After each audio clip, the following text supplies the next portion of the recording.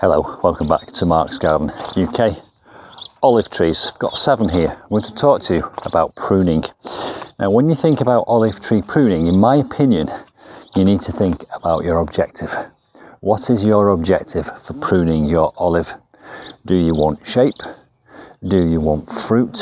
Do you want foliage? What do you want from your olive? Now I don't want fruit from my olive, but in this video I will tell you what I think you need to do if you do want fruit.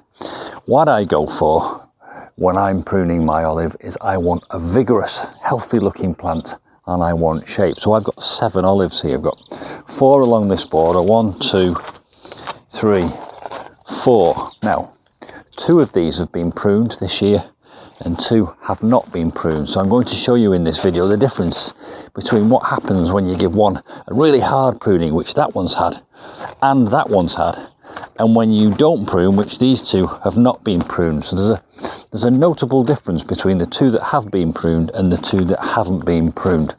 I'm also going to talk about how far you can go when you want to prune your olives, and how you should go about it. Also back here, right down at this far end of the shot of camera, I've got 2 little olive trees here. One on my right, which has not been pruned at all this year, and one on the left here, which I pruned down to 1 leaf. I left 1 leaf on that, and I'm effectively trying to see how vigorous it is and whether I can actually kill it or not. And then finally, way back here, I have another standard lollipop olive tree, which I bought from a garden centre about 3 months ago in the rescue bay, the hospital bay of the garden centre. And I pruned that right back, and I'm going to show you the results of that in this video. So we're going to talk about pruning objectives and how to go about it. So starting off with the tree that was pruned 12 months ago, but which has not been pruned this year. And for all intents and purposes, it looks like a perfectly healthy tree, and I think it is a perfectly healthy tree. And it does have some new growth coming from it. Now, what you have to bear in mind with olives is they'll continue growing where they left off. So if you don't prune them, they'll just go out and out and out and get more and more leggy. So as you can see here, there's some pretty long leggy shoots coming off this, but the rest of the plant is still quite compact. However, last year's leaves are starting to look a little bit tired. It's almost like they've fulfilled their useful purpose and they've gone through winter. They've had a bit of a shock. Some of them have got damage on them, and I know that several of the leaves on this plant did actually fall away. And so essentially what you want to do is, if you want vigour to come back to this plant, you would have needed to have pruned this in the springtime, and you would have got some vigour. And if I left this unpruned indefinitely, it would just get longer and longer and longer, and it would die away in the middle, so you'd have no leaves in the middle, and the growth would be on the external periphery of the bush, and that's what would happen. However, it is true to say that we still do have some growth coming in at the end of the branches that were pruned last year. As you can see here, some lovely little leaves, but they were just going to keep going out and out and out. So let's now go and have a look at the plant that was pruned. It was like this last year, but I pruned it hard back in the spring, and we'll see the vigour that you get and the compactness of shape that you get simply by pruning back. So let's go and have a look at that one now. And this is the olive bush which was pruned hard back, and it was a bit of a shock at first when you looked at it, and I know it got some raised eyebrows in the household when I pruned this hard back, but I really had a really good go at it and pruned it right back. And as you can see, it's grown from hardwood. There's lots of lovely fresh vigorous growth down here. Now we're in June, and I think I did this in March, so by July and August this will form a lovely vigorous fresh looking olive tree, and you can see the lovely fresh leaves on this olive tree, and those leaves will be going towards feeding the plant, because it's all about photosynthesis. This plant, you have to see it as an organism as on a whole. You have to look at the holistic view. It's got roots, it's got trunks and woody stems, and it's also got leaves, and that's a whole system working together. Whilst we're on the subject of roots, it might surprise you to learn that a lot of plants need oxygen around the roots. It's not just up here at the head of the plant where it needs oxygen. They need oxygen at the roots, which is why some plants need gritty soil for drainage, because some plants need more oxygen than others, and olive trees fall into that category. They need great drainage. So we benefit from a great sort of sub base of soil beneath the surface in our beds, which gives us great drainage. And if this was in a pot, I would have added grit or perlite to the soil to ensure that it gets great drainage, so that it gets oxygen in its roots. And whilst we're on the subject of oxygen, that impacts how you water olive trees, because what I do with my olive trees, I let them dry out between watering, and that allows that oxygen back into the root system. If you keep watering it every day, you'll be stopping the oxygen, you'll be having waterlogged roots, and it won't find that very helpful. So again, don't forget, it's a whole look. You've got to look at the holistic view of the plant. Allow the roots to get oxygen, and by pruning back, you're bringing new life and new vigour into the plant. Now, there's always a caveat to everything you say. Don't prune too much off in one go.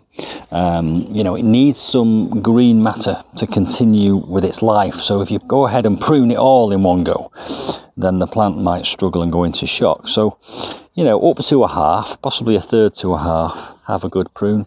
Don't be afraid of pruning it quite far back, because, there's some branches here which I've pruned almost back to nothing, and they've still got lovely fresh growth coming through on them, and that will continue.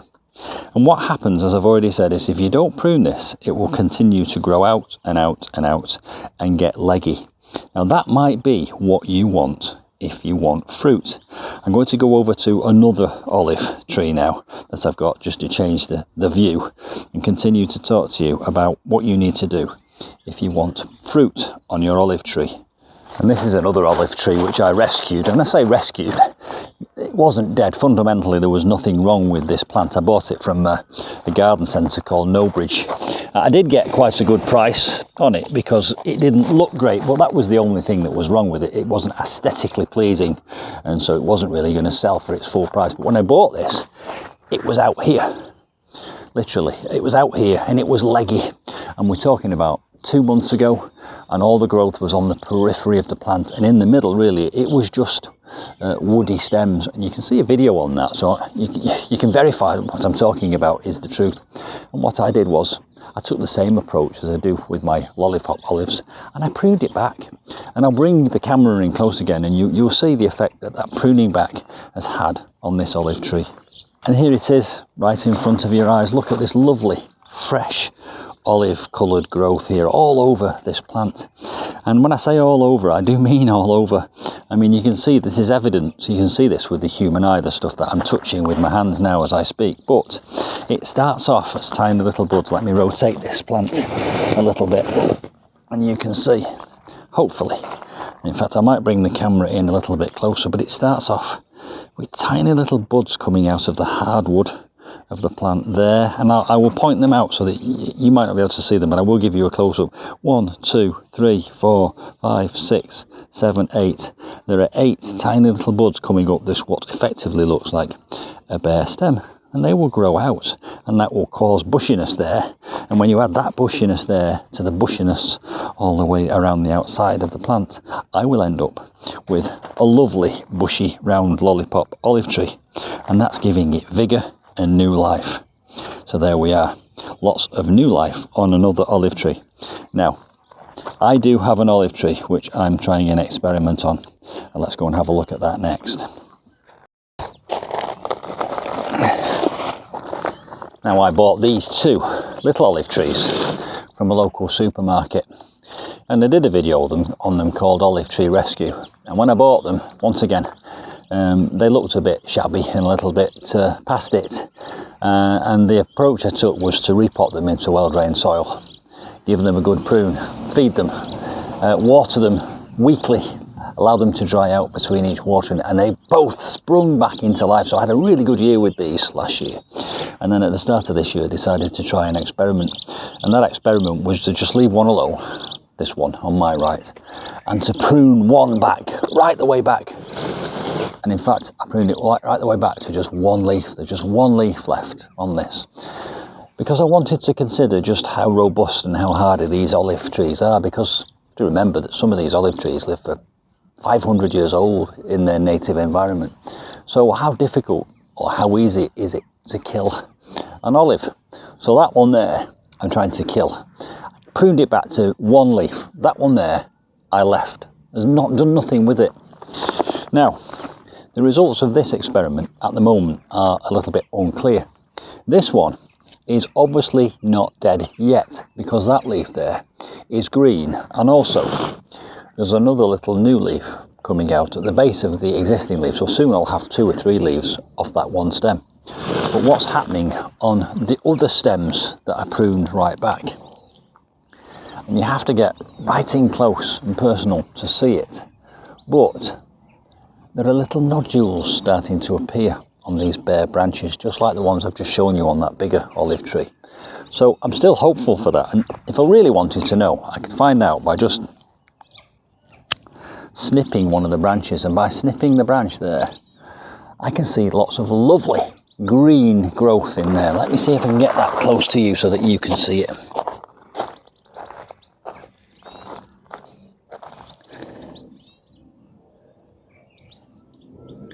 And hopefully, if the camera focuses whilst I'm moving that through the shot, you'll be able to see that there is green on that cross section. Though that's not dead. If it was dead, it would be brown and woody and dry. I hope that's focusing in. It's difficult sometimes when you've got a deep field of view. Let's see if we can put the hand in. So I hope that by putting that there in front of my hand, you can see that there's still green in the cross section of that shoot. So it's obviously not dead yet.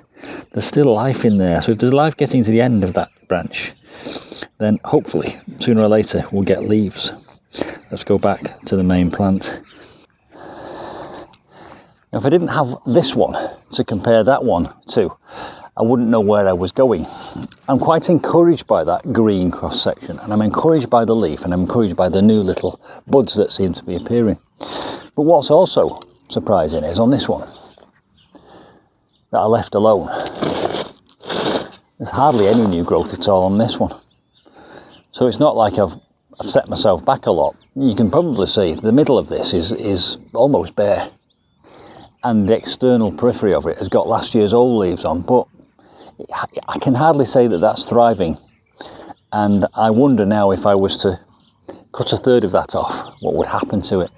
But if I do that, I'll spoil my experiment. Let me give that some thought for a moment. I think I might do that, just for the record. Let's go through and let's prune quite a bit of this off now. Let's go for a third of it. Let's prune a third of it off now while we're talking. Whilst I'm doing this, I'll tell you what you need to do to get fruits. Now, fruits, if you know anything about plants, you'll know that fruits come from flowers, and flowers all blossom.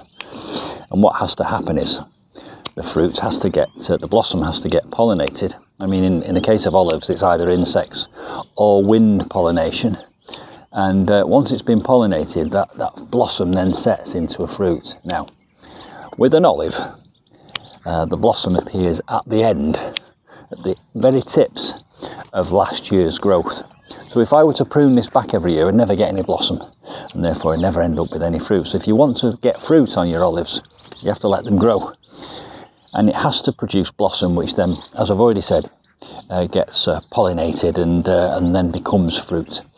But there's another angle to it, there's another aspect to it. Apparently, I've learned from research, that tree has got to go through a cold winter in order for it to produce fruit the following year. So the perfect conditions for producing fruit are leave some growth that has blossom on it, but also leave your olive tree outside for a couple of cold months. I think a lot of people get quite protective of their olives and they bring them inside, but if you want fruit on your olives and you start bringing it inside every winter, it's going to be counterproductive. We'll see what happens to this now.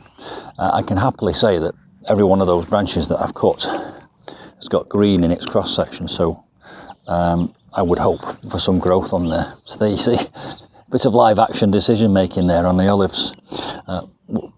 I will update you on what happens. We'll see. I'm hoping that both of these spring back into life.